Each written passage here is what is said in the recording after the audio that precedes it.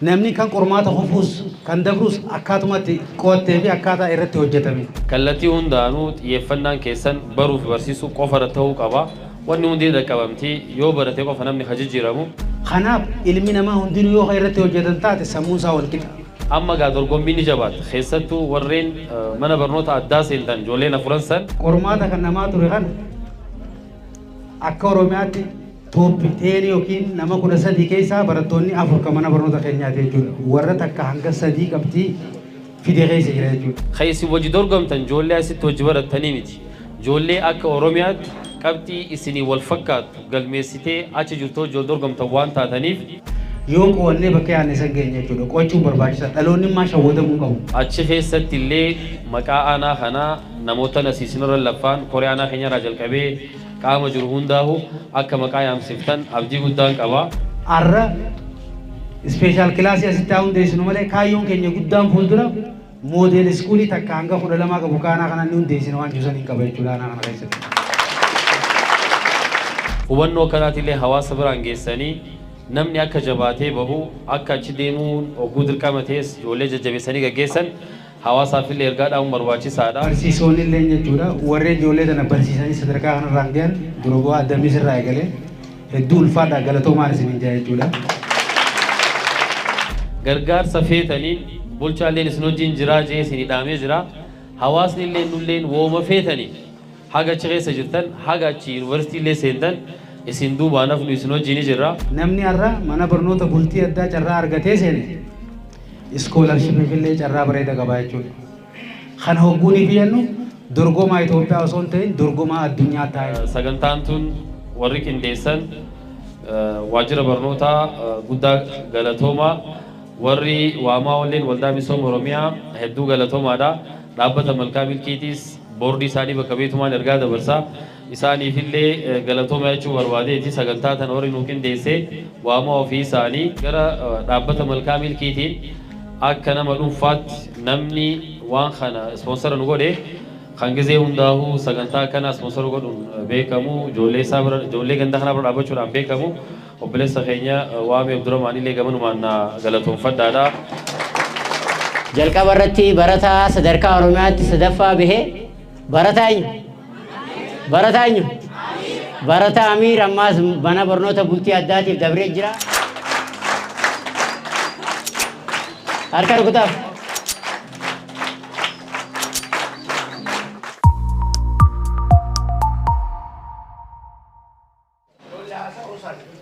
Dhalattoonni kun dhalattoota ol guddatu waan ta'eef jecha ergaan ani isinitti himu kana gurraan dhaggeeffadhaa. Barattoonni keenya har'a yoo jabaattanii qo'attan taate boru bakka guddaa geessan. Yoo immoo jabaattanii kan qo'anne taate karatti haftan jechuudha. Kanaaf nus akka aanaa keenyaa kanatti hogguunii fi haala aanota biraatii wajjin jalqaba bara gaddaa laallu manneen barnootaa moodeela hin jiru aanaa keenya keessa. Sababa saniif mana barnootaa moodeela aanaa kana keessatti hundeessuu qabna jenneeti kutaa 5 irraa eegalee hanga kutaa 8 aanaa kana keessa manneen barnootaa jiran hundarraa barattoota fooyyeetan hirmaachifne barsiisaas akkasumatti barsiisaa sadarkaa fooyyeerra jiru mana barnootaa kanatti goone barumsa kun akka jalqabamu goone jechuudha. Bara gaddaa manneen barnoota akka aanaatti qabnu kana hundarraa barattoota tooppii 10 yookiin tooppii 3 qaban qormaata qopheessine kutaa 5 hanga kutaa 8 sadarkaa aanaatti namoota fooyyee ta'e walitti qabnee mana barnoota ispeeshaal kilaasii hundeessineeti barnoota eegalle jechuudha. Barsiisotaas akkasumatti kan fooyyee ta'an ijoollee kana sirriitti barsiisuu ni dandeenya jenne qormaata qopheessine qormaataan kan qormaata san dabre asitti dhufanii ijoollee kana akka barsiisan goone jechuudha. Bu'aan isaa yoo kan laallu taate bara dabre maalirra turree bara kana maalirra jirraa jennee yoo kan laallu taate qormaata kutaa 8 akka naannoo keenya akka namirratti manni barnootaa keenya mana barnootaa tokko qofa akka biyyaatti akka naannoo Oromiyaatti kan qabxii isarra fide jechuudha. Inni sanis Jimma keessa jira mana barnoota Geeraa jedhama. Manni barnootaa san eega hundaa'e waggaa 20 dabree jira jechuudha. Garuu nuti eega hundeessine waan kana waggaa tokko jechuudha. Osoo niifi irratti dalagaa jiraanne hangam takka jijjiirama fiduu akka dandeenyu laaluu ni dandeema jechuudha. Kanaaf ilmi namaa hundinuu yoo irratti hojjetan taate sammuun isaa wal qixa. Tokkollee nu tokko hin caalu. namni kan qormaata hufuus kan dabrus akkaatumatti qo'attee fi akkaataa irratti hojjetame. Kanaaf yoo irratti hojjennu taate kana caalaa barataa keenya mana barnoota bultii addaatiifis dabarsuu dandeenya jechuudha. Garuu haa ta'u qabxii bareedduu fiddanii mana barnoota keenya warri barachaa turtan hundi keessanuu nama lama ol malee kaan hundinuu qabxii parsantaa 90 ol fiddanii hedduu ulfaadhaa galatoomaa nu boonsitanii isin jechuu barbaade jechuudha barattoota. Barnoota qormaata kan namaa ture kana akka Oromiyaatti tooppiteen yookiin nama 13 keessaa barattoonni 4 kan mana barnoota keenyaati jechuudha. Warra takka hanga 3 qabxii fide keessa jira jechuudha. Kanaaf namni 4 barattoota keenya waan ta'eef jecha ammas yoo jabaannee hojjennu taate kana caalaa fiduudhaaf wanni nu daangeessu tokko illee nu jirtu waan ta'eef jecha jabaannee hojjechuu qabna jechuudha. Keenya ammas adda wanni godhu qormaata kutaa 8 qabxii bareedaa kana yoo finnees kaayyoon keenya namoota hedduu mana barnoota bultii addaa keessa galchuudha ture jechuudha. Garuu akka yaadne san nuun taane inni san nama 4 qofa qormaata san kan dabre rakkoon isaa maali waan jiru san barataa bira rakkoo waan jirtu natti hin fakkaattu. Faamii tiimeetiin jira ilaa hanga Finfinnee dhaqee qulqulleessu ta'a jechuudha. Waan san nama zibne waan ta'eef jecha akkatti barachaa turaniin beekaa waan ta'eef jecha. Dhaqee qulqulleesseetiif waa isaa fidee dhufe jechuudha. Dubbiin ijoollee teenya biratti haftee jirti moo isaan biratti haftee jirti amanuu qabna waan ta'eef jecha. Kanaaf wanni guddaan ministeerii qabxiisan fidanii isa kan akkamitti dadhaban waan jiru san keenya wanni adda godhu ganna kanaas barachaa turan jechuudha. Kanaaf warri kutaa 8 irraa gara 9tti mana barnootaatti mana barnoota bultii addaatti dabartan ulfaadhaa galatoomaan isin ijaa. Warri koo qoramtanii isinii milkaa'inis manneen barnootaa kaan keessatti san caalaa akka isin barattan abdii isin irraa qabna. Qabxiillee kana caalaa akka isin galmeessitan abdiin isin irraa qaba. Isa qofaa miti namni 12 mana barnoota moodeel iskuulii yuunivarsiitii Haramaatiif dabree jira waan ta'eef jecha isaanillee jabaatanii akka baratan ni deeggarra. Garuu baratti aan har'a nama 4 dabarsinee baratti aan Oromoo jee nama 40 ol dabarsuu qabnaa jechuudha mana barnoota bultii addaatiif. Nama 40 ol dabarsuu qabnaa jabaannee qo'achuu qabnaa. Barsiisonni illee jechuudha warreen ijoollee tana barsiisanii sadarkaa kanarraan gahan dura bu'aa addamis irraa eegalee hedduu ulfaadhaa galatoomaan isin ijaa jechuudha. Namummaan isin dhagahame haala gaariidhaan ijoollee tana boqonnaa osoo hin sirriitti qabdanii akka isaan qabxii bareedaa fidan godhuu keessaniif barsiisonni keenya kaanilleen isaan kanarraa fakkeenya fudhachuu qabanii hedduu ulfaadhaa galatoomaan jechuu barbaada barattoota kan barsiisota kan maaliif yeroo nu kannamtee wal qixa sammuu nuti qabnullee wal qixa garuu dubbiin quuqama qabaachuu fi quuqama qabaachuu dhabuudha. Isaan halkanii guyyaa as taanee ijoollee kana qaranii sadarkaa kanaan haguugan fakkaatuma kanaa mana barnootaa irra daariktara ta'e hojjechaa jiru bu'aan buusinis ni jira jechuudha. Inni sanis ilaaluu qaba.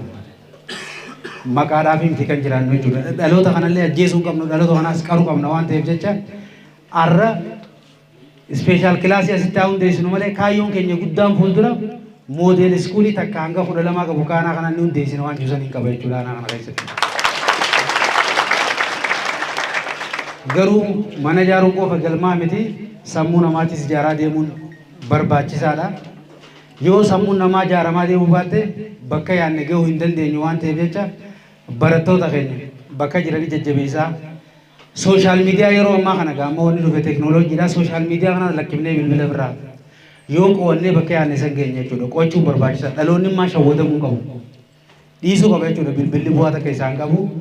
Qo'atee saa mana barnootaa kabajee saadhaan bakka barbaachistu argame qabxii barbaachisan fidee dorgomaa ta'uu qaba jechuudha. Namni har'a mana barnoota bultii addaa carraa argatee seene iskoolarshipii illee carraa bareeda qaba jechuudha.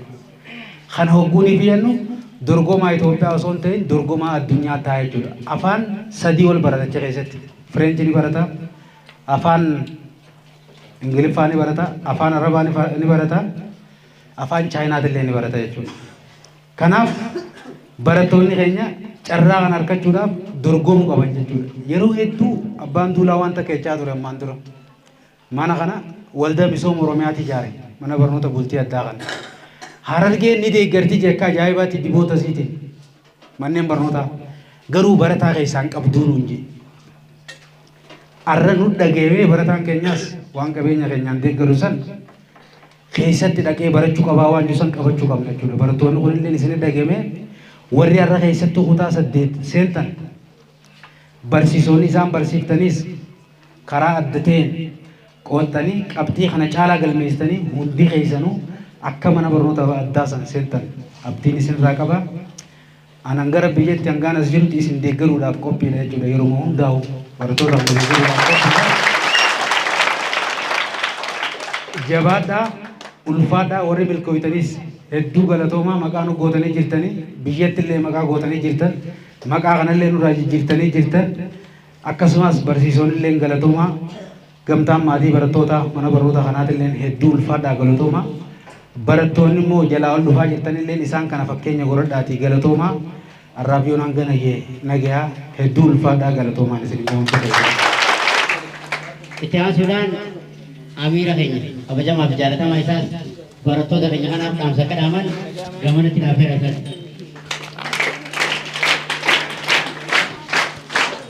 Akkam jirtan nagaa galatooma ulfaadhaadha. Bulchaan keenya obbo Nuraddiin haasoo silaa dubbatamu waan silaa dhaamamu barsiisotaafis barattootaafis qaama silaa waan kanarratti kallattiinis alkallattiinis hirmaatu hundaafuu dhaamsaas dhaamee jira gorsallee gorsee jira. Kanaaf hedduu keessa deemuun hin barbaachisu akka waliigalaatti laakiin ijoolleen arra qabxii kutaa 8 tan yookaan ministirii qabxii gaarii galmeessan kun wooma akka nasiibaatti ta'e osoo hin ta'in ifaajii hedduudhaani ifaajii san keessaa tokko manni barnoota addaa akka aanaa kanaatti sadarkaa kutaadhaan qophatti adda bahee akkasitti baratamu taasisuu keessatti koree aanaa keenyaa bulchaan hangafee hunda isaanii jabeenyaa fi kutannoo yookaan kaka'umsa isaan godhaniini hedduu naa galatoonfadhaa tartakkamee isaan kun. Attiyaan Suudaan waajjirri barnootaatis akkasumatti ejjennoo fudhatee waan kana galuun milkaa'ina waan kanaatiif gahee guddaadha.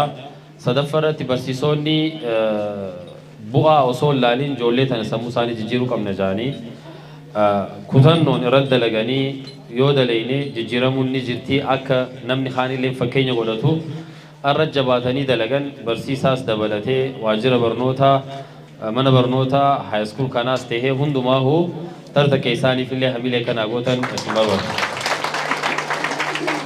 Maayyii irratti hawaasni keenyallee jabaatee ijoollee barsiifachuudha qabna. Waan akkanaa kanarratti ijoolleen adda durummaan akka bahan deeggarsa godhuu qabna.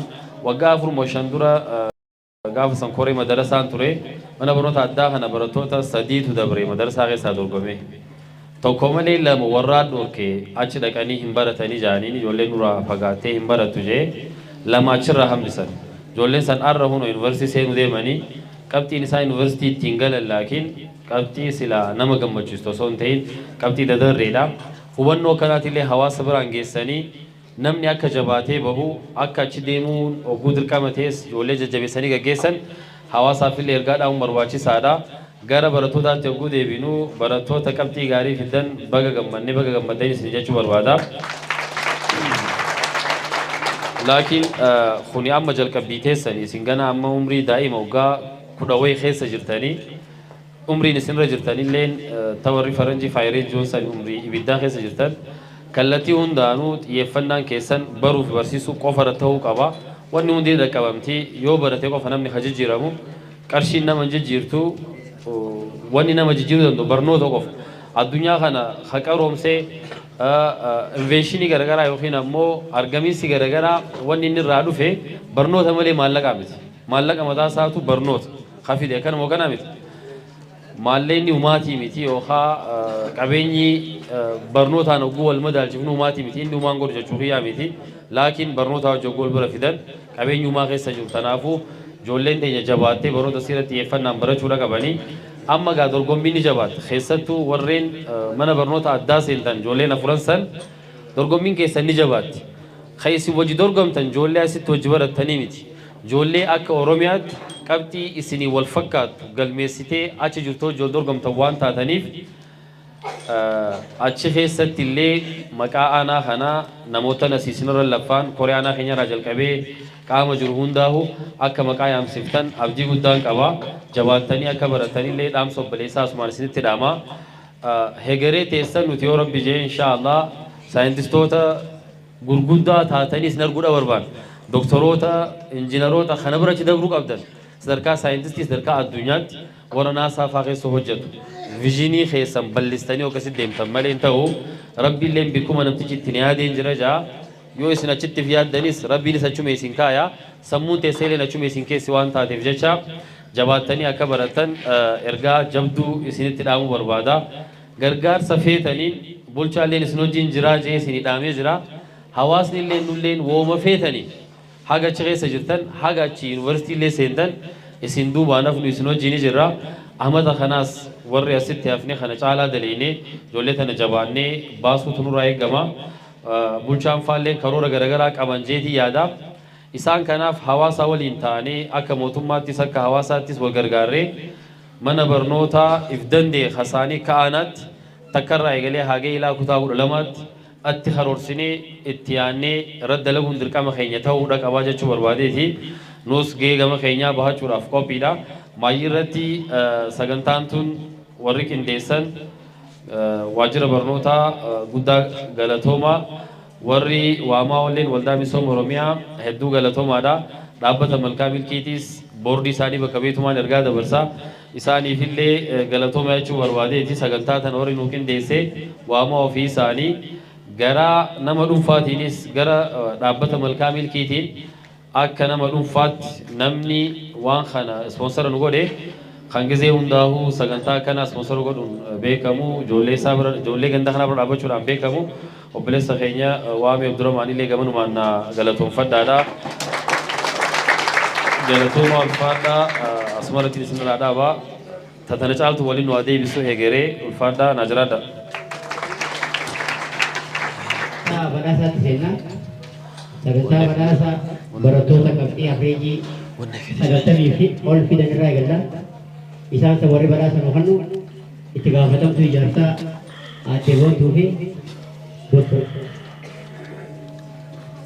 aadde boontuudhaas gamanas baatee nu kan isin hafeera harka nama miidhee ayyee takaffaa irratti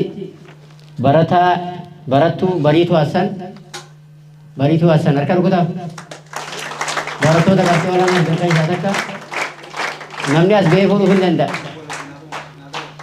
Taajir Abdurrahmaan taajir barsoonni isaanii fuudhuu ni dandeessan barsoonni Faayidaa Abdii as ba'aa fuudhaaf barsoonni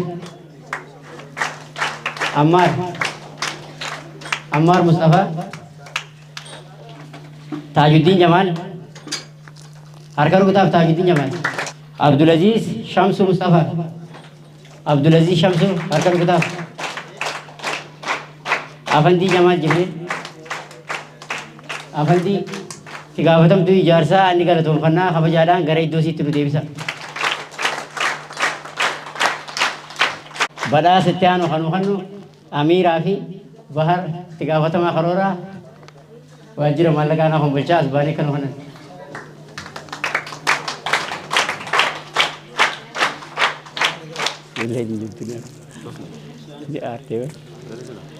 Iddilaawit wanduu Iddilaawit harka rukutaaf ni jirti isin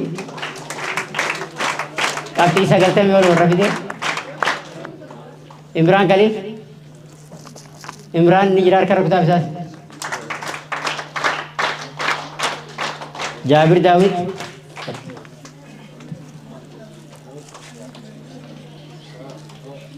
Mohammed Dini Muhammad Mohammed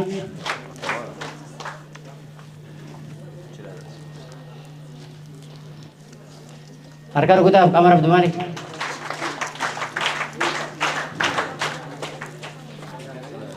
ayyee Amiiraa fi Bahar inni galatoomfannaa kabajaan gara iddoo isaanii nu haa deebi'anii kaan barsoonni haa fuudhanii fi sagantaan itti aanu sagantaa barattoota mana barnoota bultii attaatiif dabran eenyurraa eegalla Eenyu raagel. Takkaffaa badhaasa kana kan nu kannu bulchaa bulchiisaa anaa kun bulchaa fi itti gaafatamaa paartii badhaadhinaa anaa kun bulchaa gamanatti nu asbaanii badhaasa kana nu kananii amilee nuti badha.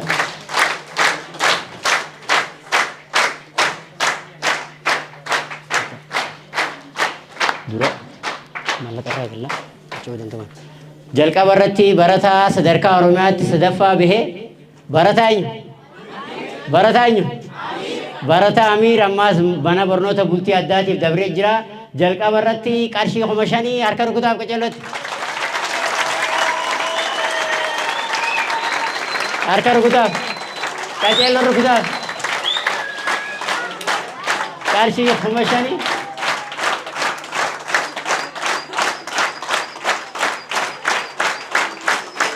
sadarkaa Oromiyaatti sadaffaa bahee jira. Harka rukutaaf qaceellotti. Katiyaanu eenyu? Mikiyaas Tashoomaa innis torbaffaa bahee sadarkaa Oromiyaatti harka rukutaaf qaceellotti. Barataa Mikiyaas Tashoomaa harka rukutaaf. Ammaas mana barnoota Bishooftuu dhaqee qabxii qaceelloo dalagee jira. Mana barnoota Bishooftuu deemee jira. Harka rukutaaf qaceellotti. Atiyaanu barataan bultii addaatiif dabre Salmaan Jamaal isaas harka rukutaaf qarshii 5,000 Salmaan Jamaal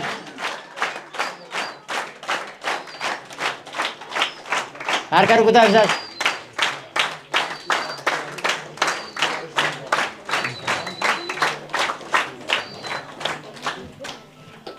Atiyaanu barataa mana barnoota Umar bin Khattaab irraa mana barnoota bultii addaa seene Aaneesoo Suufiyaan isaas qarshii 5,000 Aaneesoo Suufiyaan harka rukutaaf.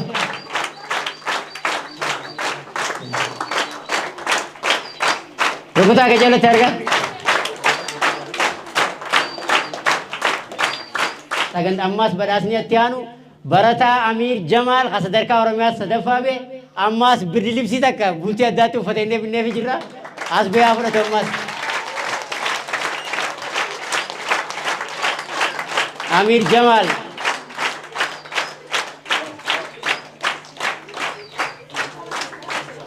ispoonsara kan nuti dhaabbata Malkaa Milkii fi waldaa misooma Oromiyaati isaanii nu galatoomfadhaa deebi'a.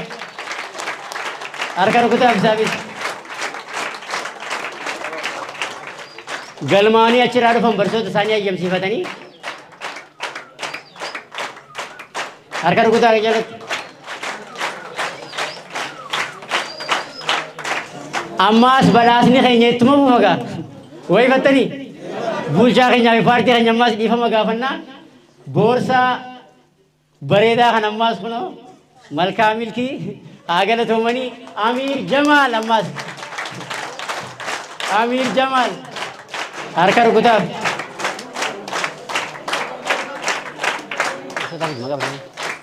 Mikiyaas Tashoomaa irra deebi'aa ammaas harka rukutaaf jalatti.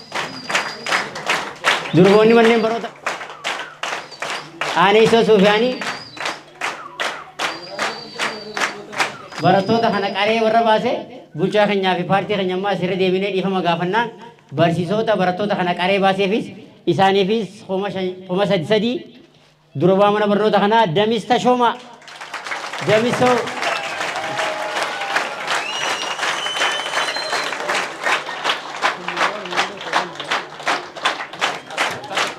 Damis durbaa mana barnoota kanaati. Barsiisaa Ukaash Junaydii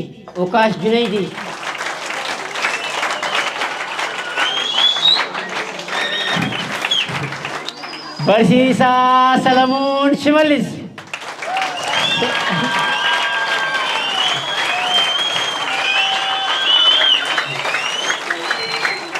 barsiisaa Taaddasaa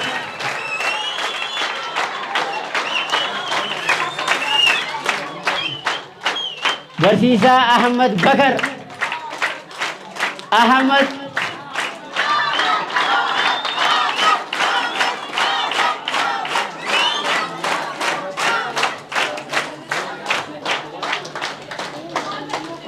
barsiisaa Dammaqaa Nugusee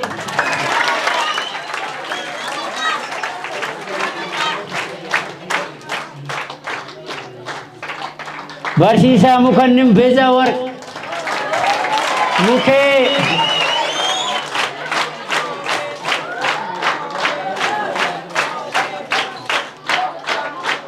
barsiisaan itti aanu barsiisaa Gazzahaan Geetaawun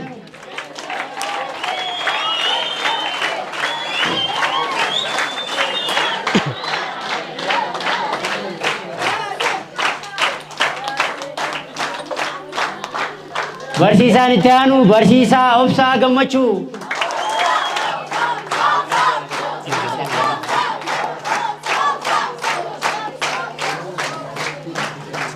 hayyee beekamtiin dubara kaninuu dhaabbata Malkaa Milkiitiif waajjirri barnootaa waraqaa ragaa kanneef jira gamanumaan asbaanii amiirri keenya akka waraqaa fuudhan isaan afeerraa hamilee kannaaf isaaniifis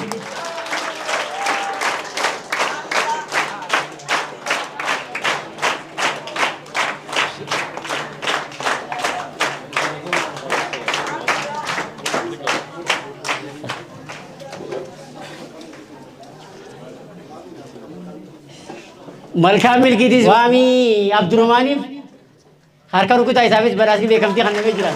Bakka ma jirutti. Adinaan Mahamadoo haa fuudhuuf yaa Adinaan.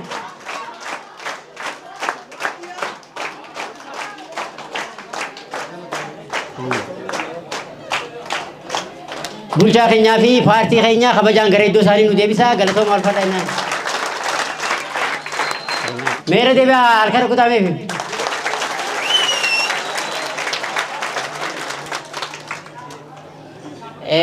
Sagantaan keenya gaa kana fakkaata qoree keenyaas qoree qindeessituu aanaa keenyaa fi dhaabbata Malkaa Milkiirraa bakka bu'anii warra dhufanis guddaa galatoomfannaa ispoonsara keenya waldaa misooma Oromiyaatii fi dhaabbata Malkaa Milkiitii sirra deebi'aa nu galatoomfadhaame.